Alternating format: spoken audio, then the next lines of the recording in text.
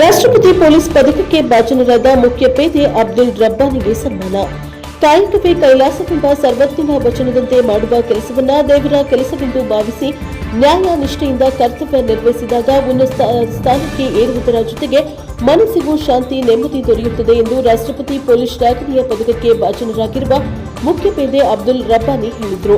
ರಾಷ್ಟ್ರಪತಿ ಪೊಲೀಸ್ ಶ್ಲಾಘನೀಯ ಪದಕಕ್ಕೆ ಭಾಜನರಾದ ಅಬ್ದುಲ್ ರಬ್ಬಾನಿಯವರ ಗೌರವಾರ್ಥ ಲಿಂಗದಹಳ್ಳಿ ಆರಕ್ಷಕ ಠಾಣೆ ವತಿಯಿಂದ ಏರ್ಪಡಿಸಿದ್ದ ಸನ್ಮಾನ ಕಾರ್ಯಕ್ರಮದಲ್ಲಿ ಸನ್ಮಾನ ಸ್ವೀಕರಿಸಿ ಅವರು ಮಾತನಾಡಿದರು.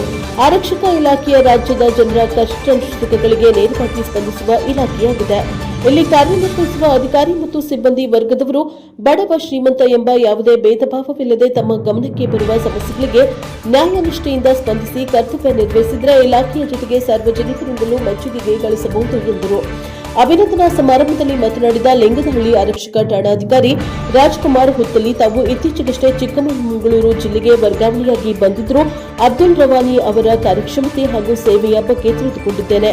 ಅವರು ಲಿಂಗದಹಳ್ಳಿ ಹೋಬಳಿಯ ಜೈಪುರ ಗ್ರಾಮದಲ್ಲಿ ಹುಟ್ಟಿ ಬೆಳೆದ ಗ್ರಾಮೀಣ ಪ್ರತಿಭೆಯಾಗಿದ್ದು, ರಾಷ್ಟ್ರಪತಿ ಪೊಲೀಸ್ ಶ್ಲಾಘನೀಯ ಪದಕಕ್ಕೆ ಭಾಜನರಾಗಿರುವ ಅವರನ್ನು ಸನ್ಮಾನಿಸುತ್ತಿರುವುದು ಠಾಣೆಯ ಸಿಬ್ಬಂದಿಗೂ ಹೆಮ್ಮೆಯ ಹಾಗೂ ಗೌರವದ ವಿಚಾರವಾಗಿದೆ ಎಂದರು.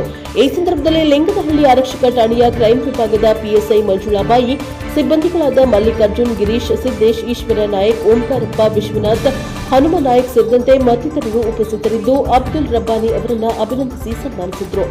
ಬ್ಯೂರೋ ರಿಪೋರ್ಟ್ ಪ್ರದೀಪ್ ಹೆಚ್ಚಿ, ಪ್ರಶಾಪ ಟಿವಿ, ತರೀಕೆರೆ.